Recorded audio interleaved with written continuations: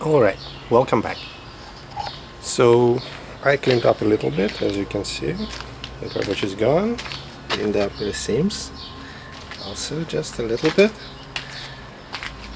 And what you can see, at least what I can see, is the gaps here quite a bit bigger or deeper rather than I would like. Yeah, maybe.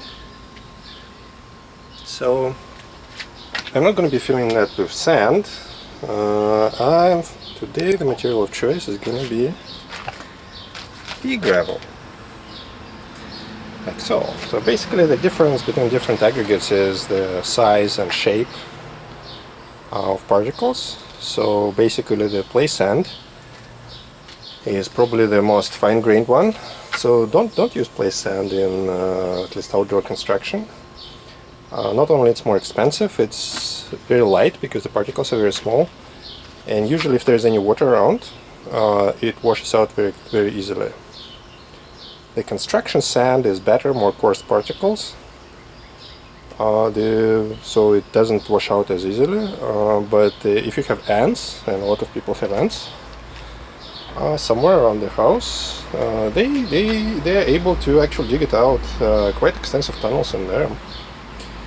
So the bigger particles will be gravel, and 3/8, that's what we have pea gravel here, 3/8 or 10 millimeters.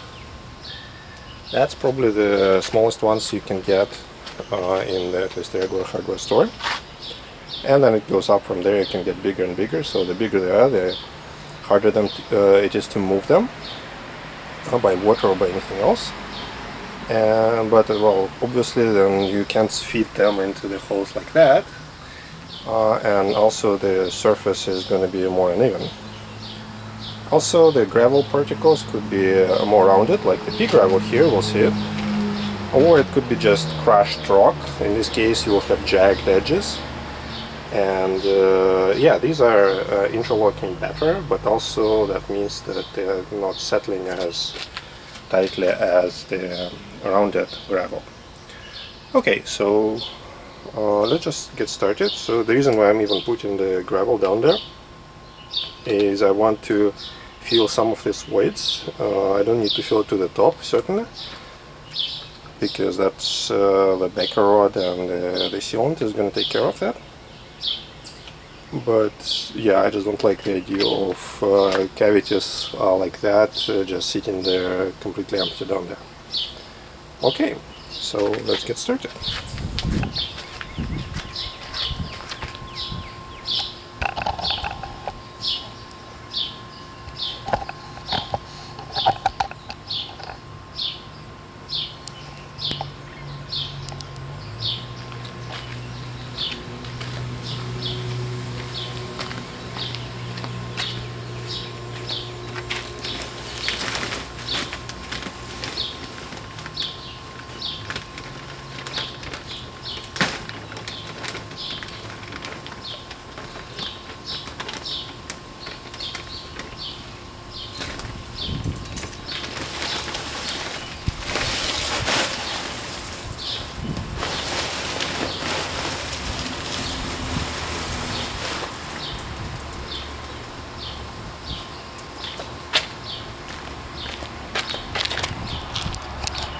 And just to show you of how this, where did you see it?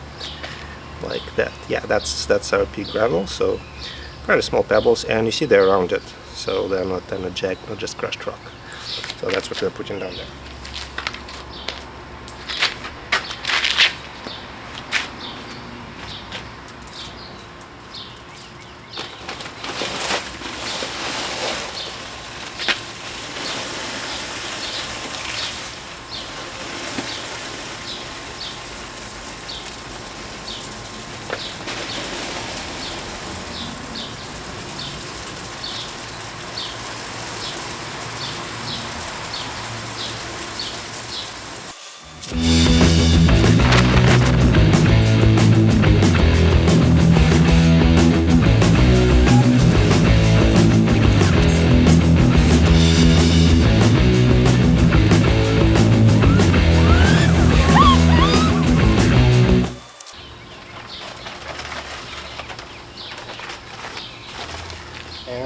what's that? That's 30 kilos of gravel down there. It's, oh yeah, I can't even see it.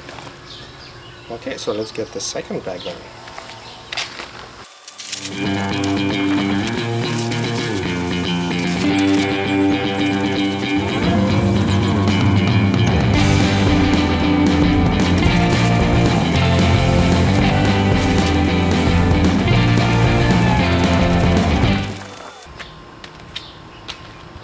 And what do you know, that was almost exactly the right amount, 2 bags. We have a little bit left. I need to move some of this stuff out. Alright, looks good. And we need to make sure that we leave space here for the backer rod, backing rod, and for the cylinder itself.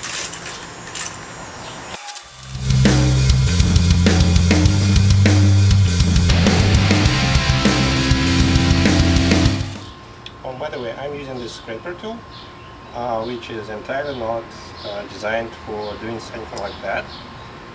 It's more for a paint job, like wallpapers, things like that, drywall. But hey, I actually find it very convenient for many things that I do around the house. Most of them completely out of design spec for this thing.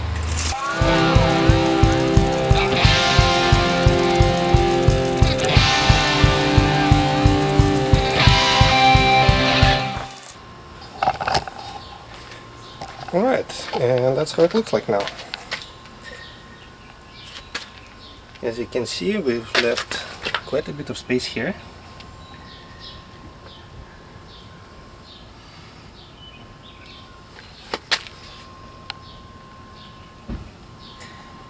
Yep, so backing rod, sealant, all go there. Now what we'll need to do is to clean up that seam.